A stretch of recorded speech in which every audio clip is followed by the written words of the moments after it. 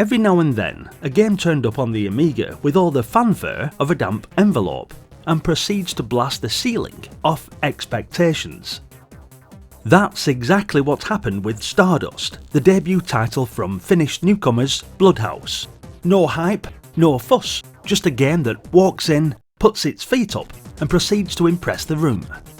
Bloodhouse were founded in 1993, becoming one of Finland's commercial video game developers, and was led by Harry Tikkanen, who released their first game, Stardust, in that same year, with a version updated for the Amiga 1200 titled Super Stardust released the following year. One glance at Stardust and it's immediately clear where the team honed their skills. These developers come straight out of the demo scene, and it shows. There's an unapologetic flair to the presentation, an urge to dazzle. Forget backstory, I don't even think there is one really. But then, this isn't the sort of game that needs an epic narrative to justify its existence. The action speaks for itself, and it speaks loudly. Stardust, as you can see, is a reimagining of Asteroids, the old arcade standby that inspired countless clones, particularly in the public domain space. But this one doesn't feel like a knockoff. It feels like the version those old machines were always trying to be.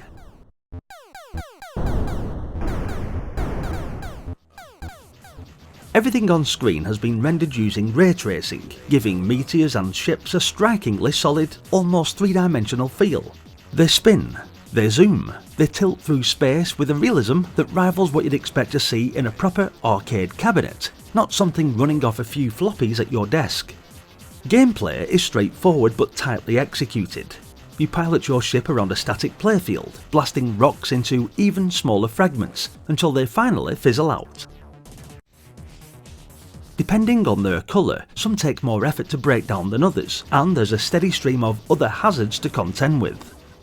Enemy ships spewing fire, spinning mirrors, and deadly circular blades that whittle away your shields with little ceremony. The screen becomes a tightly packed obstacle course of debris and hostile technology.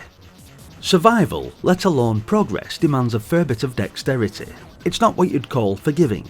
Even seasoned players will feel the pressure ramp up.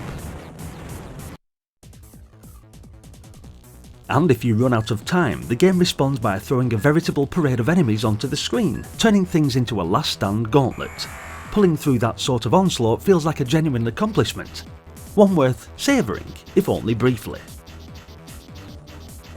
In total, there are 30 levels spread across 5 distinct worlds, each with its own visual identity. The scenery may not scroll during regular stages, but there's little risk of it ever feeling static. The pacing is tight, the enemies evolve, and new challenges surface often enough to keep your focus sharp. Boss fights punctuate the action, and transitions between worlds are handled with rather dramatic 3D warp tunnels. These sequences are more than just flashy filler, they're proper gameplay sections in their own right, requiring full concentration as you rocket forward through dizzying space corridors. There's even optional missions tucked into the experience, parallax scrolling bonus caves with mesmerising backgrounds that let you scoop up extra lives, if your reflexes are up to the task. These bonus sections aren't essential, but they're beautifully done and offer a welcome breather from the main game's intensity. There's no denying, Stardust is based on an idea that's been around longer than most players, but what Bloodhouse have done with it is genuinely impressive. The level of polish elevates everything. Animations are crisp and purposeful, with even the background elements moving just enough to lend the game a vivid sense of depth. The music leans into electronic territory, pure joy for techno fans, though if that's not your thing, the sound effects are sharp enough to carry the experience on their own. The introductory sequence is a nice touch too, slick, stylish, and not overstaying its welcome. Loading times, often the bane of these multi-disc games, are mercifully short.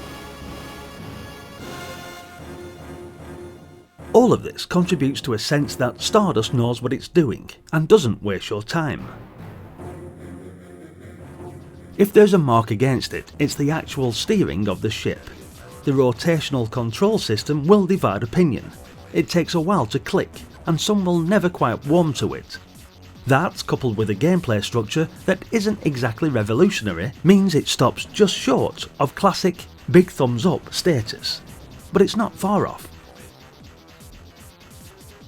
It might not be perfect, but it was a confident, competent debut that stands up remarkably well and leaves most of its genre peers in the dust. Thanks for watching, guys. Hit the like button if you enjoyed the video, and be sure to let us know what you thought of Stardust in the comments section. As always, your continued support is massively appreciated, so hit that subscribe for more content just like this. Check out the various playlists on the channel for more Commodore titles, and maybe stick around, as there's another one coming up right now. Hopefully. I'll see you all in the next one. Until then, bye for now.